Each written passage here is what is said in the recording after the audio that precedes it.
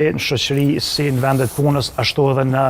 familje, dhe me thonë nuk kemi qysh me ikë debateve për politikë. Edhe debatit, me thonë, çdo debat i ka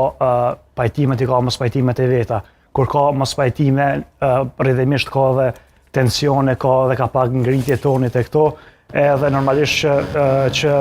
mundemi me shku deri në shkollë të një mos pajtimit nalt, edhe mes anëtarëve të familjes është normale deri dikon, po kjo me i prish raportet nuk besoj që nuk ish dasht parim, po normalisht me diskutu cila çka po na ofron kjo parti, pse duhemi me votu këtë parti, pse nuk duhemi me votu partin tjetër. Janë debate që duhet më zhvillu në disa korniza edhe në disa limite që nuk duhet me u tejkalu, edhe po besoj që janë frytshme për çdo familje, mirë po asnjëherë kjo me u tepru, me kalu në një gjuhë të papranueshme të debatit,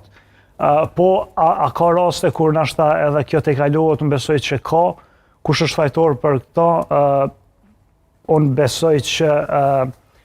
gjuha, retorika politike që shpesh e shohim në institucione, shohim media, qoftë nga njerëzit e politikës, qoftë edhe nga analistë e të tjerë, në momentin kur ti i vishësh me akuza të rënda një X subjekt ose një X kandidati